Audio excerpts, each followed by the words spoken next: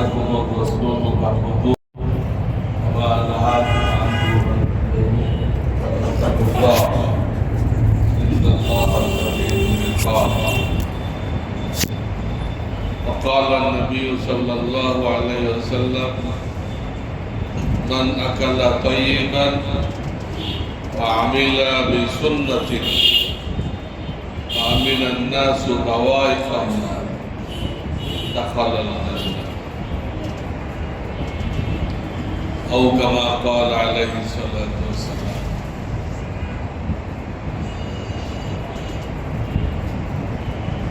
আল্লাহ তাআলার শুকর আদায় করতেছি, তিনি আমাকে আপনাদের খেদমতে হাজির করেছেন। আল্লাহ না চাইলে কিছুই হয় না, আমরা শত চেষ্টা করলে হবে না, আল্লাহ নিয়ে আসছে। আলহামদুলিল্লাহ, আপনাদের শুকর আদায় করতেছি যে আপনারা উদ্যোগ নিচ্ছেন বলে এই প্রোগ্রাম হইতেছে। আল্লাহ আপনাদেরকেও দুনো জাহানে কামিয়াবি দান করেন। উলামাদের দায়িত্ব হলো ইসলাহ। ইন উরিদু ইল্লাল ইসলাহ মাস্তাতা'তু আমা তাওফীকি ইল্লা বিল্লাহ। কোন গরবান্দা আওয়াজ না, যেখানে ভুল থাকবে এটা বলে দেবে। ডাক্তাররা কি করে? পরীক্ষা নিরীক্ষা করে আপনার যেখানে সমস্যা ওটার চিকিৎসা দেয়, ঠিক কিনা? ওলামারাও কিন্তু ডাক্তার, এনারা হলো রুহানি ডাক্তার। রুহানি, আমরা যেরকম দুনিয়াবি ডাক্তারের কাছে যাই আমাদের শারীরিক চিকিৎসার জন্য, দুনিয়াবি ডাক্তারদের দায়িত্ব আমাদের কাছে আসা ওনার কলবের চিকিৎসা করার জন্য। কলবের মধ্যে কতগুলো রোগ থাকে, একটা হলো রাগ, রোগ রাগ। রাগ নিয়ন্ত্রণে থাকতে হবে। যেখানে শরীয়ত পারমিশন দেয় ওখানে ব্যবহার করতে হবে, মানে পারমিশন নেই রাগ করা যাবে না। বাপ মা মুরব্বী আপনি বুঝায় বলতে পারেন আদবের সাথে, রাগ করার কোনো পারমিশন নেই। রাগ তো দেখাইতে জেহাদের ময়দানে যত দেখাই পারে, এটা একটা রাগ। রাগ একটা রোগ, আমরা জানি না। এই রাগের কারণে কত খুনাখুনি হইতেছে, কত মারামারি হইতেছে, কত তালাক পড়ে যেতেছে, বহু দুর্ঘটনা ঘটতেছে এই একটা রোগের চিকিৎসা না করার কারণে। লোভ, কলবের রোগ 10টা, একটা করলাম রাগ, আটটা হলো লোভ। এই লোভের কারণে এক শ্রেণীর ব্যবসায়ী তারা পুরা জাতিকে অসুস্থ বানাইতেছে। ভেজাল খাওয়াই তো হার্টের মধ্যে ব্লক, অ্যালার্জি। মুরগির খাবারের মধ্যে দেয় ওই যে চামড়া যে পাকা করে, একটা অংশ বাঁচে না, কোনো কাজে লাগে না, ওটা কুচাই কুচাই মুরগির খাবার দেয়। ওর মধ্যে তো অনেক রকম কেমিক্যাল থাকে, ওটা মুরগির মধ্যে আছে। ওই মুরগি যে ডিম দিচ্ছে তার মধ্যে ওই ডিম, ওই মুরগি আমরা খাইতেছি কিনা? খেতেছি। হ্যাঁ, সব অ্যালার্জি। এই কেমিক্যাল যখন রক্তে দেখতেছে, রক্তটা গ্রহণ করতেছে না, শরীর এটা নিচ্ছে না, অ্যালার্জি হতেছে, গ্যাস্ট্রিক হতেছে। কিছু ব্যবসায়ী নীতিবান না হওয়ার কারণে জাতি অসুস্থ, সব গ্যাস্ট্রিকের রোগী। এই সুযোগে ওষুধ কোম্পানিগুলো খুব ওষুধ তৈরি করতেছে গ্যাস্ট্রিকের, সবাই না।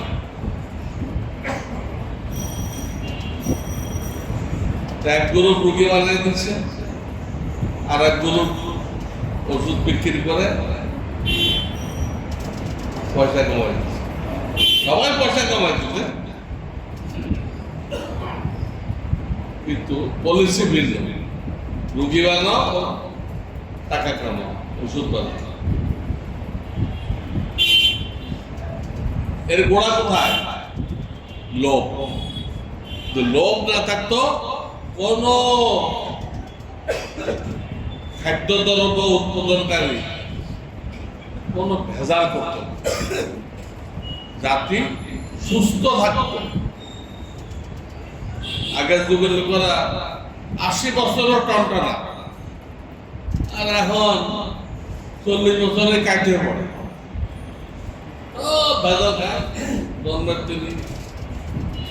দেখেন, এই লোভ নিয়ন্ত্রণে না থাকায় পুরো জাতি ধ্বংস হয়ে যেত, স্বাস্থ্যগত দিক দিয়ে, অর্থের দিক দিয়ে শেষ। অহংকার, নিজেকে খুব ভালো বানা, রিয়া, নেট কাজ করে গড়ে বেলানো, আমি এই করছি সেই করছি, এতগুলো মসজিদ বানাইছি, মাদ্রাসা বানাইছি, এতবার পাস করছি, এতবার উমরা করছি। মানুষ এগুলো বলতে খুব পছন্দ করে, অথচ এগুলো বললে ওই নেক আমলটা বাতিল হয়ে যায়। আপনি করছেন আল্লাহর জন্য, আল্লাহর পক্ষ থেকে দুজন ফেরেশতা আছে, কিরামান কাতিবিন, তারা লিখবেন। আর কাউকে সাক্ষী বানানোর দরকার নেই। এদের সাক্ষী বানাইতে যেতেছি, মাঝখানে কি হলো? আমলটা নষ্ট হয়ে গেছে। 10টা রোগ, এখন ব্যাখ্যা দেওয়ার সময় নেই। আমি আইডিয়া দেওয়ার জন্য 2-3টা বললাম, বাকিগুলো তবলিগে দ্বীন নামক যে কিতাব ইমাম গাজ্জালী, তবলিগে দ্বীন বাংলা হয়ে গেছে, আপনারা দয়া করে পড়েন। এর 2য় অধ্যায় দেখবেন সবগুলো আছে। শরীরের রোগের চিকিৎসা করার জন্য আর অন্তরের রোগের চিকিৎসা করা ফরজে আইন। কিয়ামতের দিন যে 3 জনকে দিয়ে আল্লাহ তাআলা জাহান্নাম উদ্বোধন করবেন, তারা কোনো বেনামাজি না, বেরোজা না, ঠিক আছে,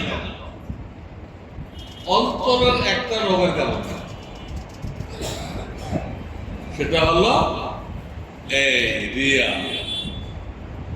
একজন শহীদ হয়ে গেছে, একজন বহুত বড় আলেম, সারা জীবন দিনের কাছে খায় দেখে, আর একজন অনেক বড় দানবীর, দানশীল, একটা পয়েন্টে ধরা খাবে। 3 জন দাবি করবে আল্লাহ তোমার জন্য করছি। আল্লাহ তো দিলের মালিক, দিলেরটা জানে। আল্লাহ বলে কাযাবতা, আমার বান্দা মিথ্যা বলতেছ, তুমি তো শহীদ হয়েছ, তোমার নামের উপরে সবাই শহীদ লিখবে, তোমার নামের উপরে রাস্তার নাম হবে, কিছু হবে, ও হয়ে গেছে। তুমি যে জন্য শহীদ হয়ে গেছিলা, তো হয়ে গেছে। তুমি আলেম হয়েছিলা, তোমাকে খতিবে আজম বলা হবে, মুফতি আজম বলা হবে, কত কিছু বলা হবে, নারায় তকলিফ দেওয়া হবে। হ্যাঁ, আমি পেয়ে গেছি দুনিয়া, আর আমার কাছে কিচ্ছু নেই। যে নিয়েতে করছিলাম ভুল নিয়েতে, ওই নিয়ত হয়ে গেছে। আর তুমি যে দান করছো, তোমাকে জামানার হাতেম তাই বলা হবে। বর্তমান জামানার হাতেম তাই উনি, বর্তমান জামানার হাজি মহসিন এরকম দানবীর ছিল।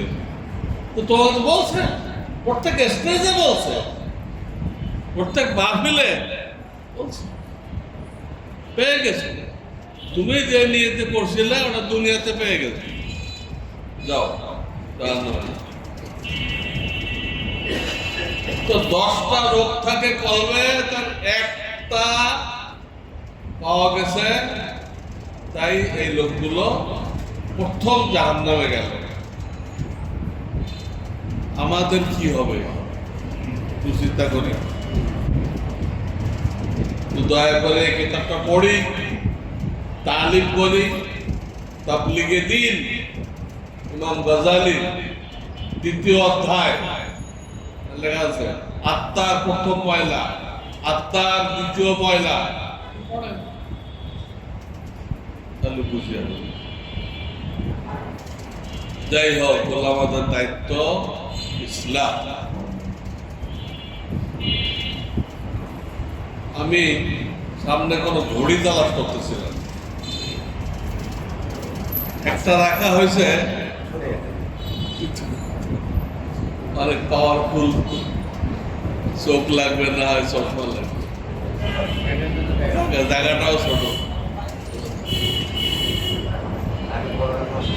হ্যাঁ, সামনে একটা মানে নজরে পড়ে বড় সাইজের ঘড়ি দল। তারপরে এই ভাই আমার সাথে সালাম মুসাফা করলেন, মুসাফা করে খুব মহাব্বতের সাথে হাতটা বুকে লাগাইলেন। এটা আমরা সবাই করি, মহাব্বতের সাথে হাতটা কোথায় লাগাই? আপনার মহাব্বত আমার দিলে আসবে। নিয়ত ভালো, নিয়ত ভালো, নিয়ত ভালো হলে কি সওয়াবের কাজ হয়ে যায়? হ্যাঁ, ওটার পক্ষে কোরআন হাদিস লাগবে না। আর কোন হাদিসে মুসাফার সাথে বুকে লাগানোর কথা নেই, কোন হাদিস। এই জন্য আমি এই কথাটা ওনাকে বললাম, উনি একা জানলো, আপনার তো জানলো না।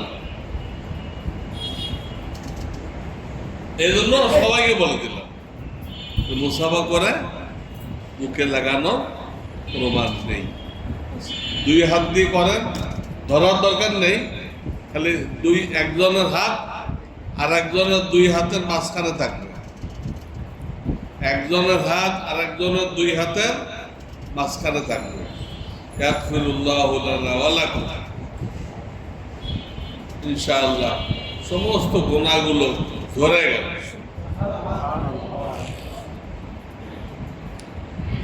করোনা জামানায় আমাদের অনেক ক্ষতি করা হয়েছে, ইমানের ক্ষতি করা হয়েছে, নামাজের ক্ষতি করা হয়েছে। এই মুসাফা করলে যে গুনাহ ধরে যায়, এটাও বন্ধ করা হয়েছে। ইমানের ক্ষতি কেমনে হলো?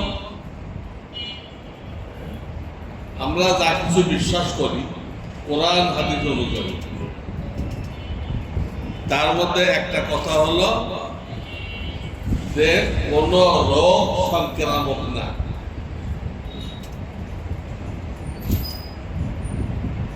আল্লাহর হুকুম ছাড়া অন্য কারোর মধ্যে যাবে না। কোরআনও তাই বলে, কুল্লা ইউসিবানা ইল্লা মা কাতাবাল্লাহু লানা। বুখারী শরীফের হাদিসও তাই, লা আদওয়া, কোন সংক্রামক নেই। আল্লাহর হুকুম হইলে হবে, না হবে। বহুত লোক এই করোনা রোগীর সাথে এক প্লেটে খাইছে, এক মাস, কিচ্ছু হয় না, কিচ্ছু হয় নাই। আর কত লোক করোনার রোগীর ধারে কাছেও যায়নি, কামরায় বসে রয়েছে, ওইটা অফিসিয়াল কাজ করছে, আর বলছে গেটে খানা রেখে দিবা, আমি নিয়ে যাবো, তোমরা খাওয়া কে বলে গেছে। কোনো লোক তাদের আসতে দেয় নেই, বিবিকেও না, কিন্তু সে করোনায় মারা গেছে। আবার সাগরের মধ্যে জাহাজে কিছু লোক সাগরে, ওখানে করোনা হয়ে মারা গেছে। সোহাসি হলো কেমন? সাহাবায়ে কেরাম প্রশ্ন করছিলেন, ইয়া রাসূলুল্লাহ, বুঝবার জন্য, তর্ক করার জন্য প্রশ্ন করা জায়েজ নেই। তর্ক করার জন্য কোন আলেমকে প্রশ্ন করা জায়েজ নেই, বুঝার জন্য। ইয়া রাসূলুল্লাহ, আমরা দেখি একটা উঠে চুলকানি হয়, কুজলি হয়, ওর পাশে আর একটা আসে, ওটাও হয়, ওই রোগ ওটারও। এতে তো মনে হয় যে সংক্রামক আছে, বাহ্যিক ভাবে মনে হয়। তো এটার কি জবাব? নবীজি সাল্লাল্লাহু আলাইহি ওয়াসাল্লাম শুধু একটা প্রশ্ন বললেন, ফামান আজরাব আল আউয়াল, প্রথমটা কোত্থেকে হলো?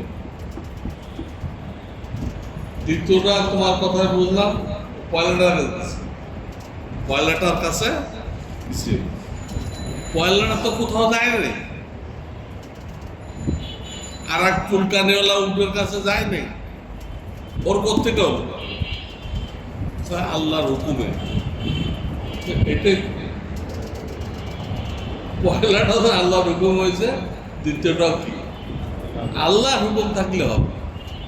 জাম তো ভেসে বেড়াই দিতে, বাতাসের মধ্যে জাম গিজ গিজ করতেছে,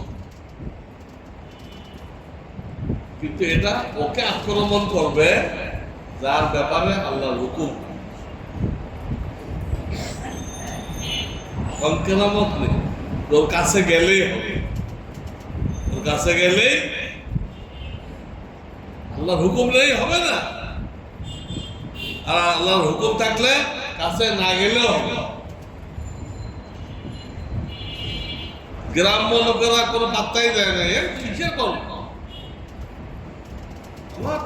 হাল চাষ করতে হবে, গরু নিয়ে বেরোব, পাত্তাই দেয় হয় না।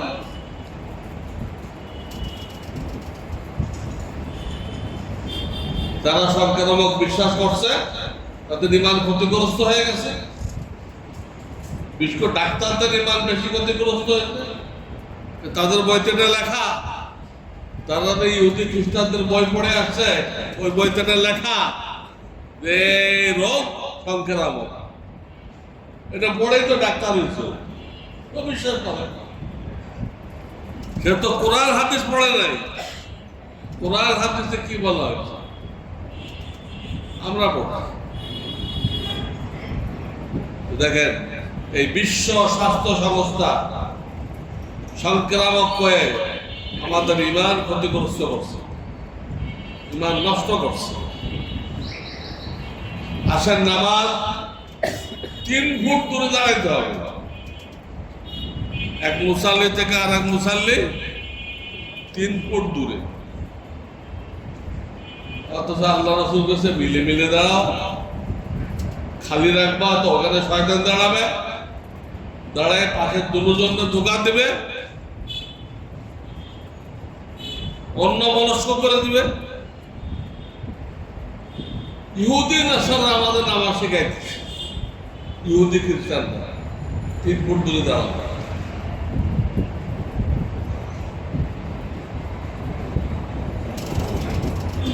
মদিনা শরীফের একটা আছে মসজিদের যে আঙ্গিনা, ওর বাইরে বিরাট মাঠ আছে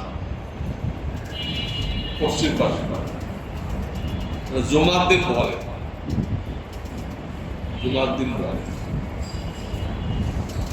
ওখানে দাগগুলো এখন আছে, 3 ফুট দূরে দূরে যে দাগ দিছে ওরা, এক মুসাল্লি কত দূরে দাঁড়াবে এখনো।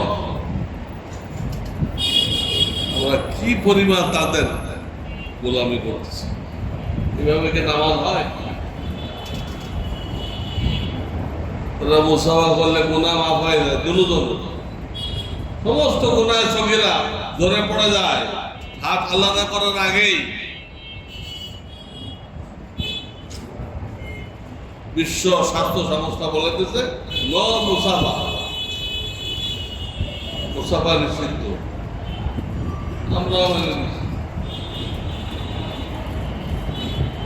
এই অন্ধ অনুকরণ জায়েজ নেই, ধর্মের ব্যাপারও জায়েজ নেই, ধর্মের ব্যাপারও অন্ধ অনুকরণ। কোন আলেম দ্বীনের ব্যাপারে ভুল ভাল ব্যাখ্যা দিচ্ছে, আপনি সেটা মেনে নিলেন যে না উনি নবীর বংশের লোক, উনি যা কয় জায়েজ। কোরআন শরীফের আয়াতটা নিষেধ করা হয়েছে, ওই যে দুঃখিনু বিআয়াতিল্লাহ লাম ইয়াখিরু সুম্মা ওয়ালা উমিয়ানা, মুমিনদের সিফাত বলা হয়েছে 20 পারায়, অনেক 20 পারায়। তাদেরকে যখন নাকি নসিহত করা হয় আল্লাহ এই কইছে, আল্লাহ রসুল এই কইছে, যেটা শুনলেই তারা হুমড়ি খেয়ে পড়ে, শুনলেই কি করে না, হুমড়ি খেয়ে পড়ে না, যাচাই বাছাই করে। তো শুনলাম এটা কত ঠিক আছে যে আলেমের উপরে আপনার আস্থা আছে, জিগাই দাও, অন্ধের মতো পড়েন। কোরআন শরীফে নিষেধ করা হয়েছে, যারা অন্ধের মতো পড়ছে সবগুলো ওলামা বিদ্বেষী হয়ে ইমান খারাপ করে ফেলছে, সবগুলো ওলামা বিদ্বেষী। ওলামা বিদ্বেষী মানে কি? রসুল বিদ্বেষী। ওলামা কেন? ওলামাদের আলাদা কোনো অস্তিত্ব নেই, তারা নবী সাল্লাল্লাহু আলাইহি ওয়াসাল্লামের কথাগুলো বলার জন্য জিন্দেগি অক্ষ করে দিচ্ছে। তাদের কোনো দোকান নেই, পাট নেই, কিচ্ছু নেই, ব্যবসা নেই, বাণিজ্য নেই, রসুলের কথা বলবে। তাকে তো আপনি বিদ্বেষ রাখেন, শত্রুতা রাখেন, কোথায় নেই পড়বে? কোথায় নেই পড়বে? রসুলের উপর। রসুলের সাথে বিদ্বেষ রেখে আপনি ঈমান নিয়ে যেতে পারবেন? গত শতাব্দীর যিনি সবচেয়ে বড় আলেম, পুরো দুনিয়ার মধ্যে সবচেয়ে বড় আলেম যিনি, ফকিহুন নফস মুফতি রশিদ আহমদ গাঙ্গুহি, এনার থেকে বড় কোনো আলেম গত শতাব্দীতে ছিল না। উনি লিখছেন ওলামারা মানুষ, তারা নবীর মতো নিষ্পাপ না, নবী তো নিষ্পাপ, তা আলেমরা কি না ভুল বেরান্ত হইতে পারে। তুমি ওনাকে বলে দাও এটা নিবন্ধ দেখেন। আমি যখন লালবাগ পড়াইতাম, আমি তো সেখানে পড়ছি, সেখানে শিক্ষকতা করছি, ওনারা তো লালবাগে আমার কাছে পড়ছে। তো একটা হুজুরকে দেখতাম আত্মাহাতের সময় আঙ্গুল এরম করতো। আমি তো নতুন শিক্ষক, ও তো সিনিয়র শিক্ষক, এইটা তো আমি কোথাও পাই নাই, এরকম করতে থাকতে হবে, একবার উঠাইতে হবে, একবার নামাইতে হবে, স্যার করতে থাকবে। একদিন ওনার কামরায় গেলাম, হুজুর আপনাকে আমি একটা আমল করতে দেখছি, এটা আমার কাছে কোনো দলিল নেই, আপনার কাছে আসছি, আপনি কি দলিল এটা করেন, আপনার দলিলটা কি এটা জানতে আসছে। তো হুজুর আমাকে তো ডাইরেক্ট বলতে পারেন না ভুল, আমি কথাটা ঘোরাই।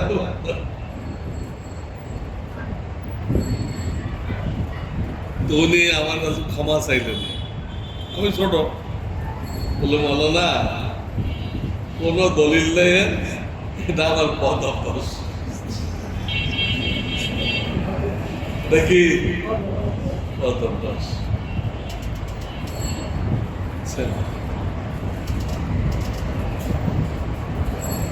ভুল দেখলে বলতে হবে, একমতের সাথে বলতে হবে, খোসা মারার জন্য, ফোটা দেওয়ার জন্য না, রাগ মেটানোর জন্য না, মোহাব্বতের সাথে আল্লাহর বলতে হবে। আমার শায়েখ পীর ও মুর্শিদ হযরত মাওলানা শাহ আবরারুল হক নব্বরুল্লাহ বারকাতুহু, উনি বুখারী শরীফ পড়ছেন কার কাছে? কুতুবুল আলম শাইখুল হাদিস মাওলানা জাকারিয়া রহমাতুল্লাহ আলাইহি, নাম শোনেন নাই? তবলিগে যত কিতাব পড়া হয় কে লিখছে? জাকারিয়া রহমাতুল্লাহ আলাইহি। ওই জামানায় তো শাইখুল হাদিস বললে পুরা বিশ্বে ওনাকে বোঝাইত, জাকারিয়া রহমাতুল্লাহ আলাইহি। তার ছাত্র হলো আমার পীর সাহেব। তো আমার পীর সাহেব তো আমার ছাত্র, উনি একদিন ওনাকে জিজ্ঞেস করলেন, হযরত ये नीम दाढ़ी रखना कैसा है? এই যে নিম দাড়ি বলে, কেউ বলে বাচ্চা দাড়ি, এটার হুকুম কি? এটাকে রাখতে হবে না কেটে ফেললে হবে? উনি সাথে সাথে বললেন না না না না, রাখতে হবে, নিম দাড়ি রাখা জরুরি। কিতাবে আছে যারা নিম দাড়ি কাটত, ওমরে ফারুক রাদিয়াল্লাহু তাআলা আনহু তাদের কি করতেন? বেত মারতেন, তাদের সাক্ষী নিতেন, সাক্ষী নিতেন। উনি ফতোয়া দিয়ে দিছে রাখতে হবে। কারণ আমার সাহেব ছাত্র,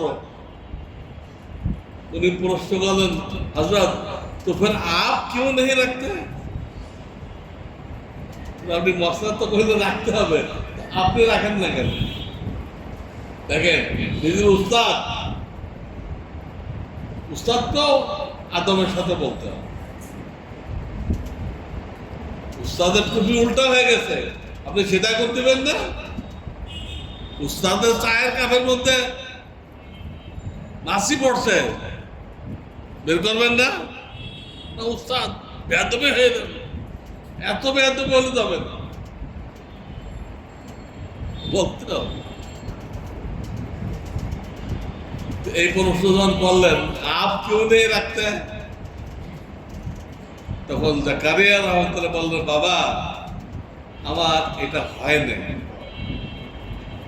এই নিম দাড়িটা আমার আল্লাহর পক্ষ থেকে এটা হয় না, তো হইতে হবে, তো এই দাড়িটা গজাইতে হবে না। কোন কোন মানুষ থাকে তার হয়ই না, তাহলে আমি কেমনে রাখবো? এরকম হয়। আমি বিবির মসজিদে, লালবাটিয়া বিবির মসজিদে একটা মোয়াল্লেম পাঠাইলাম, এক মাসে সবাইকে কোরআন শরীফ শিখে। এক লোক আসছে আমার কাছে, হুজুর আপনি যে লোক পাঠাইছেন এত সুন্দর যে পড়ায়, আমরা একদম পরিষ্কার বুঝতে পারি, ক্লিয়ার হয়ে যায়, আমরা দ্রুত আগাইতেছি, প্রশংসা করলো, ভালো উত্তর দিচ্ছে। শেষে একটা কথা বলল, তবে দাড়িটা রাখেন না কেন? দাড়ি রাখতে সমস্যা কি? উনি একজন আলেম মানুষ, শুনছি মুফতিও, আবার লোকদেরকে কোরআন শিখায়, দাড়িটা রাখেন। আমি ওনাকে বললাম, ভাই উনি তো আমার ছাত্র, ঘটনা হলো এই, ওনার দাড়ি হয় নাই, ওনার দাড়ি হয় নাই। এই জন্য ভুল ধরার আগে যাচাই করে নেবেন, সে ভুলে না আপনি ভুলে, কে ভুলে।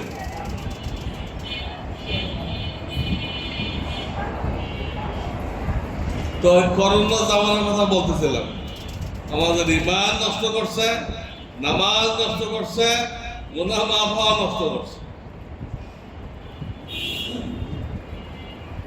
যারা আলেমদের সাথে যোগাযোগ রাখে তাদের কোনো ক্ষতি হয়নি। আবার কি আইন করছিল সেই সময়?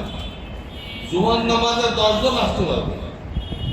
দেখেন, বিশ্ব স্বাস্থ্য সংস্থায় ওটা ইহুদি বসে ওরা মুসলমানদেরকে কিভাবে কন্ট্রোল করতে চাই, জুমার নামাজে 10 জন আসবে।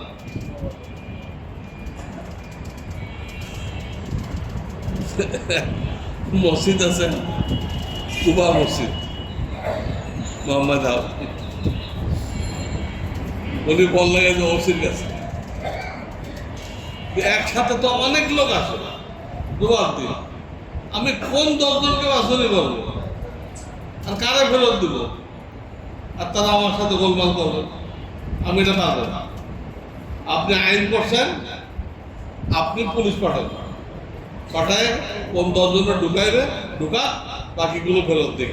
আমি পারবো না, আমি সভাপতি, আমি পারবো না, আমি পারবো না। ওসিকে বলি, ওসি আর পুলিশ টুলিশ পাঠায় নাই, মসজিদ তো ভরে গেছে। কি হয়েছে? আর হয়েছে কারণ ইহুদিরা আমাদেরকে কন্ট্রোল করে, আর আমাদের এলেম কালাম নেই, ওলামাদের সাথে ওঠা বসা নেই, আমরাও সেটা মানি, মানে ইমান খারাপ করবেন। এই ব্যাপারে আমাদের খুব সতর্ক থাকতে হবে। আজকাল তো ইউটিউবে কত বক্তা বেরোছে, ভুল ভাল ফতোয়া দিচ্ছে,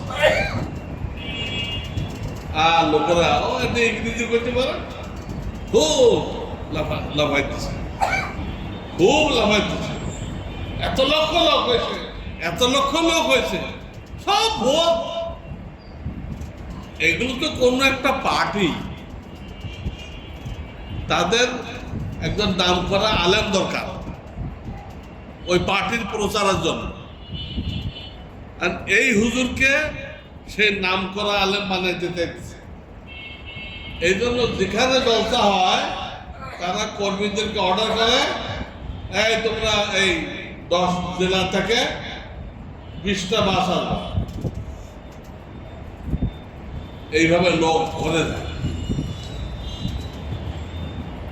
তো জনপ্রিয়তা প্রিয়তা না, এটা কৃত্রিম জিনিস, পলিসি করা হয়, পলিসি করে লোক দেখানো হয়, পাবলিক তো সেটা বোঝে না।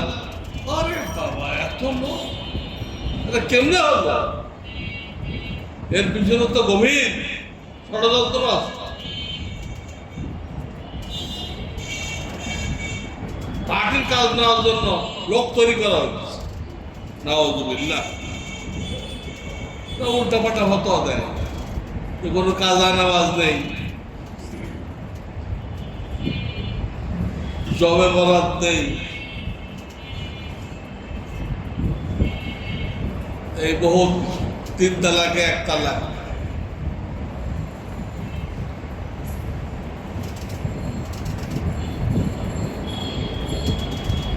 এই জন্য আপনাকে জানতে হবে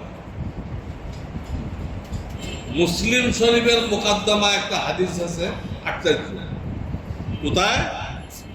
মুসলিম শরীফে। বুখারীর পরে তো মুসলিম। হযরত সুলাইমান আলাইহিস সালাম কিছু জিন, খুব অহংকারী জিন, শয়তান, এগুলোকে বন্দী করে সাগরের তলে রাখছিলেন।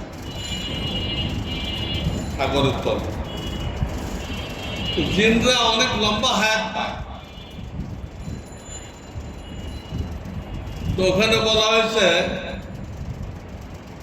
কিয়ামতের আগে ফিতনার জামানায় ওদেরকে মুক্তি দেওয়া হবে, সাগরের তলা থেকে মুক্তি দেওয়া হবে। তখন তারা চলে আসবে, বিরাট জুব্বা, বিরাট সৌদি রুমাল, পাগড়ি, লাঠি, শেরওয়ানি, আর চেহারা এরকম নুরানি চেহারা। আজকাল কি একটা পাউডার বেরিয়েছে, কালা ভূতরেও যে মাখাই দেন, একদম ঝকঝক, কালা ভূতরেও যে মাখাই দেন। অত কালো মানুষ হয় না, বাপ মা কি নাম রাখে, রাঙ্গা মিয়া, চাঁদ মিয়া, অথবা কালু মিয়া, কালা কয় না, কালু। এরা এই পাউডার মাখাই দিয়ে বিরাট সুন্দর চেহারা। মেয়ে দেখতে যায় বিয়ের আগে, কি লাভ? অরিজিনাল তো দেখা যায় না। এমন পুলিশ করে নিয়ে আসে, পরে যখন ঘরে আনবেন তেমন মেলে না। যা দেখাইছিল সেটা একরকম, এটা আর একরকম। নকলের দুনিয়া, নকলের দুনিয়া। ওইসব জিনটা ছাড়া পাবে, তারা এসে মাহফিল করবে, হক্কানি ওলামায়ে কেরাম যা বলে তার বিরুদ্ধে কথা বলবে। হক্কানি ওলামায়ে কেরাম বলবে তারা আমি 20 রাকাত, ওরা বলবে 8 রাকাত। হক্কানি ওলামায়ে কেরাম বলবে 3 তালাকে 3 তালাক, ওরা বলবে 3 তালাকে 1 তালাক। এগুলো বলবে। পাবলিক দিশাহারা হয়ে যাবে, হুজুর কোন দিক যাবো, আপনারা একরকম করতেছেন, আর ওইখানে বাইতুল মুকাররমে এক বিরাট হুজুর, অনেক বড় আলেম, আপনি তো ভাবতে পারেন না আসলে এলেম আছে কি না। হাদিস যে পড়ে, আমরা তো কিছু কিছু শুনি, তা ভুল পড়ে, হাদিসটাও সহিহ পড়তে পারবেন, কিন্তু আপনি তো তার চেহারা দুব্বা দেখে মনে করতেছেন বিশাল বড় আলেম। বিভ্রান্ত হয়ে যেতেছে, কোন দিক যাবে, এদিকে আলেম এদিকে আলেম। ওইটাতে সাগর থেকে উঠে আইছে, আপনি বুঝবেন কেমনে? এই জন্য কোন আলেম সম্পর্কে জানতে হবে, তার বয়ান শুনতে হলে, তাফসীর শুনতে হলে জানতে হবে উনি কোন মাদ্রাসায় খেদমত করে বা কোন মসজিদে ইমামতি করে, তার বাড়ি কোথায়, এগুলো খবর লাগাইতে হবে। লাগাই তখন ইতমিনান হবেন না এই লোকটা এত বছর ধরে এই মাদ্রাসায় পড়াই দিতে, ওই সাগরের নিচের ওই জিন নাই, তারা এটা পারবে না। ওই হঠাৎ আসবে একটা বয়ান দিয়ে আর গায়েব হয়ে যাবে। যাত্রার বয়ান শুনবেন না, যাত্রার কথায় বিভ্রান্ত হবেন না, তাহকিক করেন, যাচাই করেন, তাকে হক্কানি মনে করেন, আল্লাহর জন্য কথা বলেন, স্বার্থ নিয়ে কথা বলেন, তাদেরকে জিজ্ঞেস করেন হুজুর এমন একটা কথা শুনলাম, ঠিক না বেঠিক, কিন্তু ফিতনার জামানা, ফিতনার জামানা এগুলো ঘটবে, দাজ্জাল আসবে, আর এক হাতে জান্নাত আর এক হাতে জাহান্নাম। বললো আমাকে খোদা মানো, এই দাজ্জালকে যে খোদা মানবে তার গাভীগুলো দুধে পরিপূর্ণ হয়ে যাবে, বাগানগুলো ফলে পরিপূর্ণ হয়ে যাবে, ধান ক্ষেতগুলো ধানে পরিপূর্ণ হয়ে যাবে। আল্লাহ দুনিয়া ঢেলে দিবেন। যে ইমান বিক্রি করে আল্লাহ দুনিয়া দিয়ে দেন।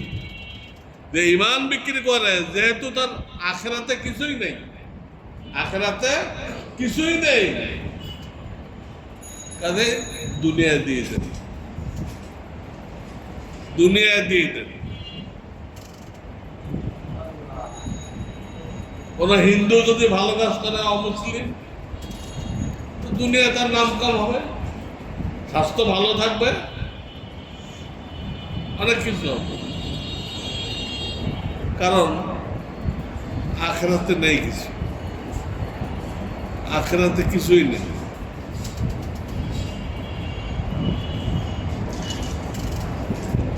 মৌলানা আশরাফ আলী থানভী, যিনি গত শতাব্দীর মুজাদ্দিদ ছিলেন, ওই গঙ্গোই সাহেবের সাগরেদ, তিনি একটা ঘটনা লিখছেন।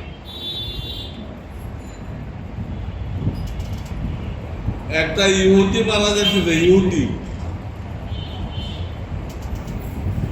তো তার লোকজনরা বলছে আমার অমুক মাছটা খাইতে একটু মনে চাইতেছে,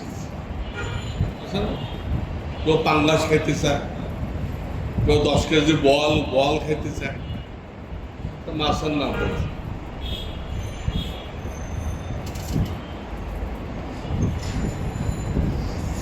ওই মাছ ওই এলাকায় ছিল না,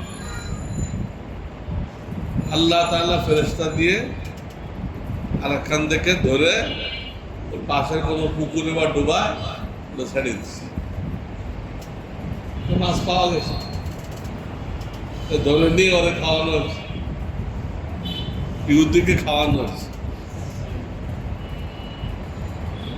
ঠিক ওই জামানায় একটা মুসলমান এও মারা যাচ্ছে।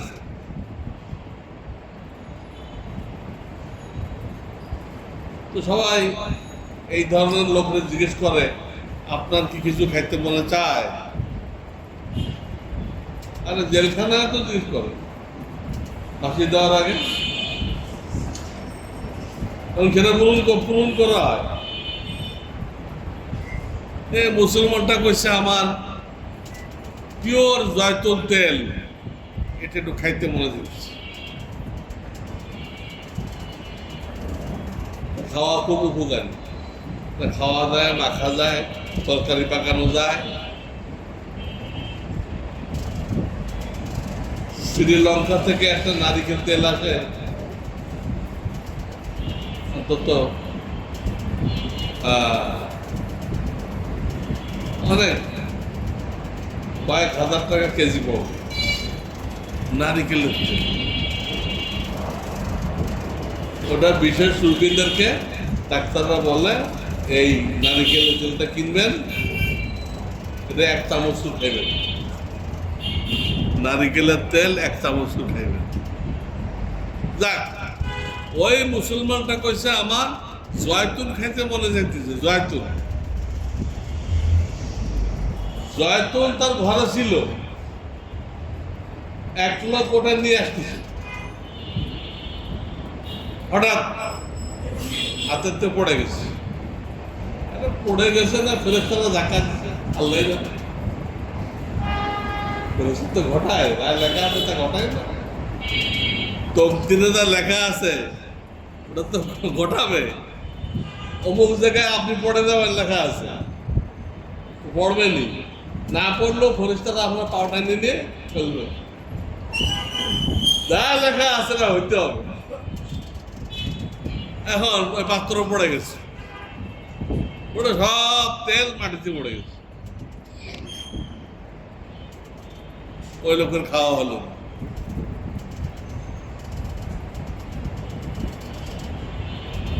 তো ফেরেশতারা আল্লাহ তাআলার কাছে প্রশ্ন করলেন, আল্লাহ ওটা ইহুদি তোমার দুশমন, তার মনোবাঞ্ছা তুমি পূরণ করে দিলা, যা খাইতে চাইছে খাওয়াই দিলা। আর এই লোক মুমিন তোমার বন্ধু, একটু জর্দুন খাইতে চাইছিল, তুমি খাইতে দিলা না। আমরা তো এর কারণ বুঝতে পারলাম না, একমত বুঝতে পারলাম। আল্লাহ কি বলেন, ইন্নী আ'লামু মা লা তা'লামুন, আমি যা জানি তোমরা তা জানো না। আল্লাহ ঠিক আছে, তোমরা জানতে চাইছো, শোনো। আল্লাহ ব্যাখ্যা দিলেন, ওই ইহুদি অনেক ভালো কাজ করছে, জনগণের কল্যাণ, ওর সব ভালো কাজের প্রতিদান আমি দিয়ে দিছি। একটা ভালো কাজ বাকি রয়েছিল, ওটা দেওয়া হয়নি। আর যদি ওই অবস্থা চলে আসে, তো সে আখেরাতে ওটা দাবি করবে। আখেরাতে তো কোনো বেঈমানকে কিছু দেওয়া হবে না, সোজা যান না। এই জন্য সে যা খাইতে চাইছিল ওটা খাওয়ায়, ওর ওই ভালো কাজটা কি দিলাম, প্রতিদান দিয়ে দিলাম। ওর আর কিছু পাওনা নেই আমার কাছে। এলো ওটার একমত। আসেন এই মমিন, এই মমিনের এই যে অসুস্থ হয়ে পড়েছিল অনেকদিন, কয়েক মাস, এই পড়ে থাকার দরুন এর মোটামুটি গুনাহ যা ছিল সব মাফ হয়ে গেছে। সব গুনাহ কি হয়ে গেছে? মাফ হয়ে গেছে। মৃত্যুর আগে পড়ে থাকে, ফজিলত আছে। আবার কেউ হঠাৎ মরে যায়, তারও ফজিলত আছে, শহীদের মর্তবা পায়। অর্থাৎ মুমিনের জন্য খারাপ কিছু নেই। যে লোকটা ঈমান আছে তার জন্য খারাপ কিছু নেই, সব ভালো। আগুনে পুড়ে মরলেও খারাপ, শহীদ। পানিতে ডুবে মরলেও শহীদ। ছাদে চাপা পড়ে মরলেও শহীদ। বাসের চাকার তলে পড়লে শহীদ। তো আল্লাহ বললেন যে ওই লোকটার সব গুনাহ মাফ হয়ে গেছিল, একটা গুনাহ বাকি রয়ে গেছে। তার মৃত্যুর টাইম এসে গেছে, কিন্তু গুনাহ ওটা কি হয় নাই, মাফ হয়নি। ওই গুনাহটা মাফ করানোর জন্য আমি এই হিকমত করছি, ওর একটা মনের আকাঙ্ক্ষা আমি পূরণ হইতে দেই নাই, পূরণ হইতে দেই নাই। তো মনে কষ্ট পায়, এই কষ্ট পাওয়ার দরুন সে সবর করবে। এই সবরের দেখে দিয়ে আমি ওকে একদম গুনাহমুক্ত করে ফ্রেশ করে কবরে নিয়ে আসবো।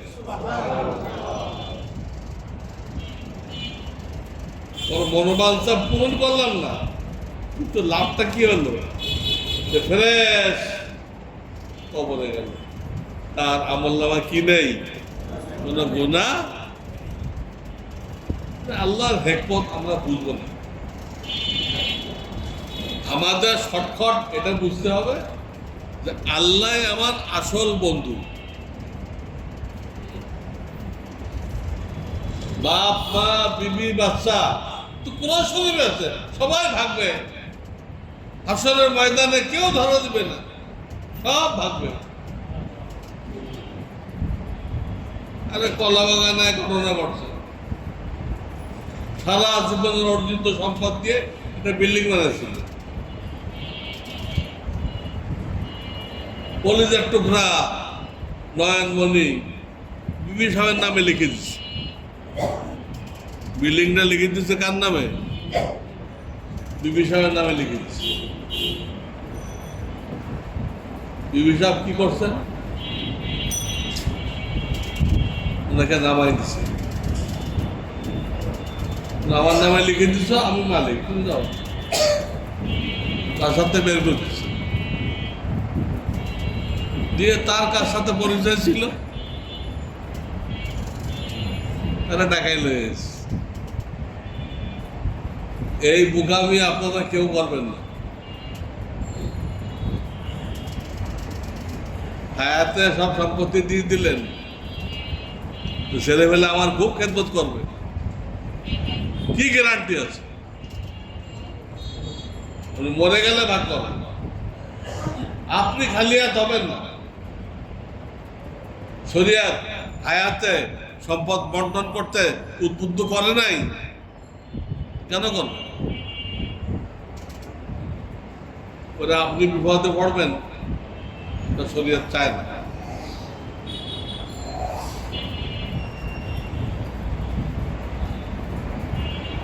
আল্লাহ রসুল সাল্লাল্লাহু আলাইহি সাল্লাম আমাদের জন্য যা কিছু বলে গেছেন, আমি গবেষণা করি, এর একটা হাদিস মানলেও দেখা যায় যে শান্তি এনে দেয়। একটা শান্তি চলে আসে। আমি উদাহরণ দেই, বুঝবেন। তিনি বলছেন যে তোমার ভাইয়ের জন্য ওটা পছন্দ করো যা তোমার নিজের জন্য পছন্দ করো। এক হাদিসে কইছে এইভাবে, এই কথাটা আর এক হাদিসে কইছে আর এক ভাবে। কি? তুমি যখন পাওনা উসুল করবা, উসুল করার পরে অল্প কিছু তাকে আবার ফেরত দিবা, এটা তোমার ছেলেকে বাদাম কিনে দিও। বাদাম তো নেই, মানে কিছু একটা দিও। পাওনা উসুল করার পরে কিছু কিছু কম নিলা, আর যখন পাওনা পরিশোধ করবা, পাওনা পরিশোধ করবা, যা পাওনা তোমার কাছে যা পাওনা ওর থেকে একটু বেশি দিবা। কথার কথা, রিক্সা ভাড়া ঠিক করছেন 8 টাকা, আপনি দিলেন কত? 10 টাকা। এক গরিব মানুষ থেকে শাক কিনতে দেন, হ্যাঁ, শাকের আটি হলো 25 টাকা, কথার কথা 20 টাকা, আপনি 2 টাকা বাড়াই দেন। এমনি তো 2 টাকা হাত দিয়ে দেওয়া যায় না, কিন্তু গরিব মানুষ হিসেবে ভাই রাখেন। উসুল করার সময় একটু কম নাও, পরিশোধ করার সময় একটু বেশি দেওয়া। সব মুসলমানরা এই একটা হাদিস যদি আমল করে, আপোষে কোনো গোলমাল থাকবে, কোনো আইন আদালত লাগবে, আইন আদালত লাগবে, বিচারকরা বইবে মক্ষিমান, কোন লোক পাবে, কেউ যাবে না।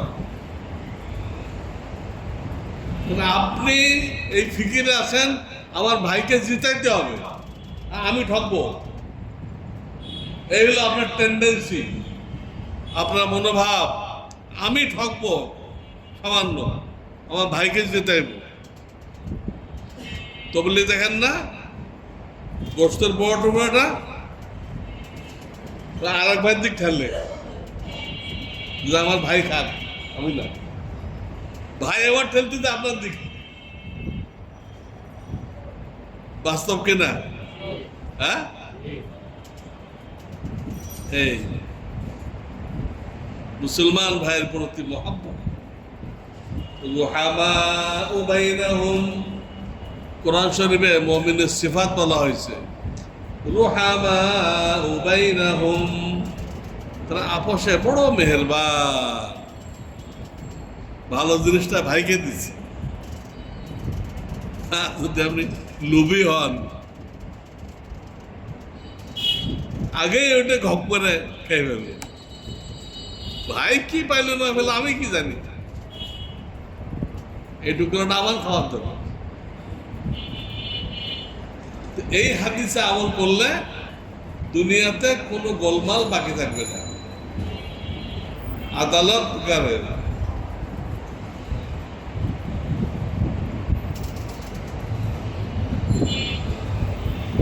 এক চোরের কিস্সা শুনছিলাম, আপনারা জানেন এটা চোরের কিস্সা? ম্যাজিস্ট্রেট জিজ্ঞেস করছে, তুমি চুরি করছো কেন? স্যার, আপনি যদি অভয় দেন, আমাকে বলার সুযোগ দেন, তাহলে আমি বলতে পারি।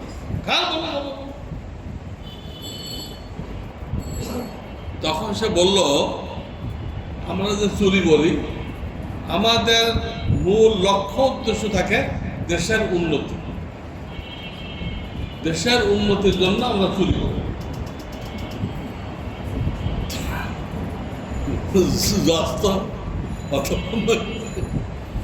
জজ হতভম্ব হয়ে গেছে, চুরি করে দেশের উন্নতি করবো কেমনে? দেখেন স্যার, পয়লা পয়লা আমাদের ঠেকানোর জন্য লোকেরা মজবুত গেট বানালো, সব গ্রিল ট্রিল লাগাইলো। এতে দেশে প্রচুর এই গ্রিল চালু হলো, কত গ্রিলের দোকান হলো, কত লোকের চাকরি হয়ে গেল, কত লোহা ইম্পোর্ট হলো, এক্সপোর্ট হলো, বিরাট কোটি কোটি টাকার ব্যবসা হলো আমাদের ঠেকানোর জন্য। এবার আমাদের ঠেকানোর জন্য লোকেরা লোহার সিন্ধুক করলো, লোহার সিন্ধুক, আলমারি, ওর মধ্যে কুঠুরি, কুঠুরির মধ্যে সিন্ধুক, এটা করলো। এতে কি হলো? প্রচুর আলমারি তৈরি হলো, বিক্রি হলো, লোহার সিন্ধুক তৈরি হলো, বিক্রি হলো, হাজার লোকের ইনকামের রাস্তা খুলে গেল, এর দোকান চালু হয়ে গেল, লোহার সিন্ধুকের দোকান, আলমারি তৈরির দোকান। এই যত আলমারির দোকান দেখতেছেন সব আমাদের অবদান, আমাদের কারণে হয়েছে। এটাও তখন রক্ষা পাইল না, ওগুলো ভাঙ্গে আমরা টাকা আনতে লাগলাম। তখন আর কি করবে? তারা ব্যাংক খুলল, ব্যাংক। পরে আমরা ব্যাংক ডাকাতি শুরু করলাম, ব্যাংক ডাকাতি। হঠাৎ ঢুকে কয়েক মিনিটের মধ্যে সব টাকা টুকে লয়ে যাবে। তার আবার গল্প আছে। এক ডাকাত বলে, স্যার কত টাকা আছে এটা গোনার দরকার না। ওদের তো সর্দার, চুপ থাক, গণনা লাগবে না। একটু পরে দেখবেন পত্রিকা এসে গেছে, কত টাকা আমরা আনছি এটা পত্রিকা আসবে। কষ্ট করে গোনার দরকার থাকে।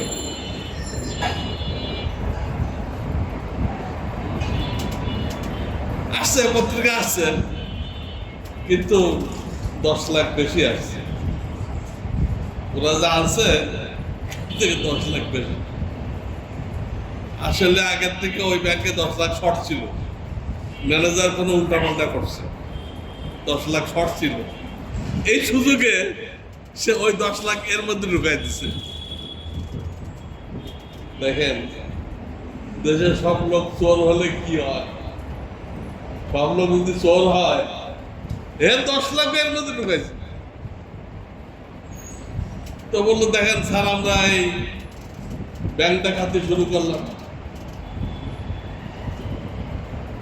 এরা অনেকগুলো দেখাইছে, সে তাদের কারণে কি কি ব্যবস্থা চালু হয়েছে। তারপরে সর্বশেষ যেটা বললো, স্যার এই যে আদালত বানানো হয়েছে এবং আপনাকে এখানে জজ বানানো হয়েছে, এটা আমাদের অবদান। যদি চোরেরা না থাকতো, আদালত বানাতো না, আপনিও জজ হইতেন না, ম্যাজিস্ট্রেট হইতেন না। আপনি এই চাকরিটা পাইছেন, আমাদের অবদান। এত লম্বা বয়ান দিল জজ সাহেব, তো সে প্রমাণ করে দিল যে আমরা যে চুরি করি দেশের উন্নতির জন্য, এবং সে গোড়াতে নিয়ে 10 পর্যন্ত নিয়ে ঠেকাইল। দেখেন, আপনার চাকরিটাও কিন্তু আমার জন্য হয়েছে। আমরা না থাকলে আপনার চাকরি হতো না। এই জন্য যুক্তি দিয়ে হবে না কিছু। চুরিরও যুক্তি আছে, ডাকাতেরও যুক্তি আছে। আল্লাহ কাছে এসব দিয়ে হবে না। ইউমিনুনা বিল গায়ব, যুক্তিতে মুক্তি নেই। না দেখে বিশ্বাস করো আল্লাহ একজন আছে, বিশ্বাস করো। কবর আযাব আছে, বিশ্বাস করো। জান্নাত আছে, বিশ্বাস করো। জাহান্নাম আছে, বিশ্বাস করো। তাকদীর আছে, সব লেখা, বিশ্বাস করো। একটাও দেখা যায় না, একটাও দেখা যায় না, বিশ্বাস করো। ইমানের অংশ। যুক্তিতে কোনো মুক্তি নেই। মুক্তি কোথায়? অন্ধত্বের মধ্যে অন্ধ হইতে হবে, না দেখে বিশ্বাস করতে হবে। ইমানের কথাগুলো না দেখে বিশ্বাস করতে হবে।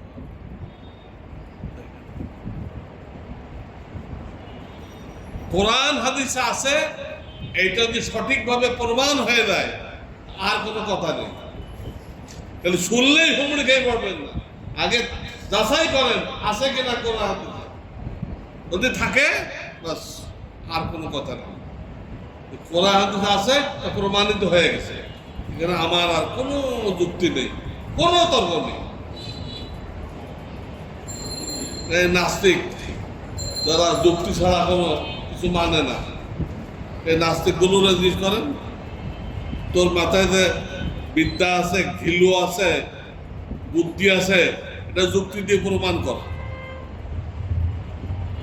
তো বলে যে যা দেখা যায় না তা মানি না। দেখা যায় না, মানবো কেন? তুই বেকুব। তারপরে নাস্তিকদেরকে জিজ্ঞেস করেন, তুই তো এক বেটারে বাপ রাখস, ওই বেটাই যে তোর বাপ, এর যুক্তি কি? ওই যুক্তি হলো আমার মায়ের কয়ে দিছে। হবে না। শরিয়াতে একজন মহিলা সাক্ষী গ্রহণযোগ্য না, কমপক্ষে 2 জন মহিলা লাগবে। একজন মহিলা সাক্ষী, একজন পুরুষের সাক্ষী গ্রহণযোগ্য, কিন্তু একজন মহিলা সাক্ষী গ্রহণযোগ্য না। মসজিদের ইমামতিকে বলে ছোট ইমামতি, আর দেশ চালানোকে বলে বড় ইমামতি। মসজিদ ইমামতি করাটা কি? ছোট ইমামতি।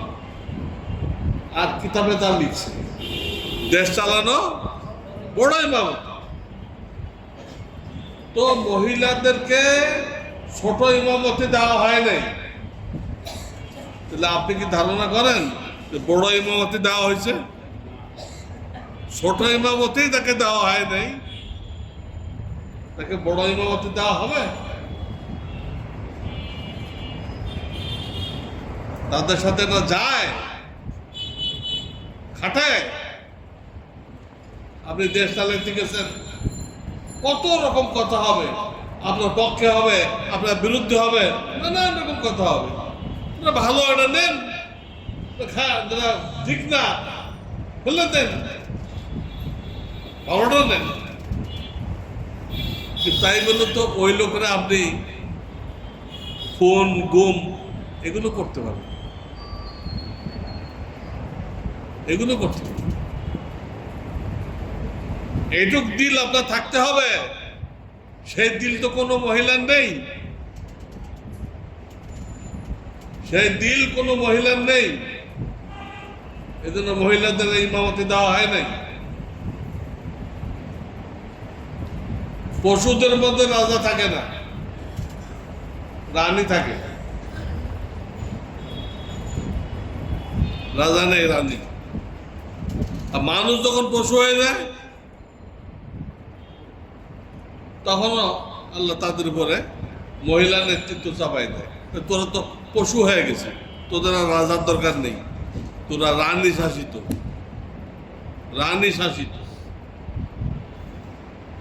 আমি নবীজির একটা হাদিস শুনাইলাম, নেওয়ার সময় একটু কম নাও, দেওয়ার সময় একটু বেশি দাও। বলেন এর উপরে আমল করা হয়? কোন গোলমাল থাকবে, শত্রুতা থাকবে? হাদিসের কিতাবে একটা ঘটনা লিখছে, এক লোক জমিন বিক্রি করছে, ওই লোক সেই জমিন যে কিনছে পুকুর কাটছে, পুকুর কাটতে দেয় একটা পিতলের কলস পাইছে, সেই কলসের মধ্যে স্বর্ণ মুদ্রা ভর্তি। সে তাড়াতাড়ি এই কলস নিয়ে ওই যার কাছ থেকে জমি কিনছে তার বাড়িতে গেছে। ভাই আপনি তো জমি বেচছিলেন, এই কলস তো বেচেন নাই,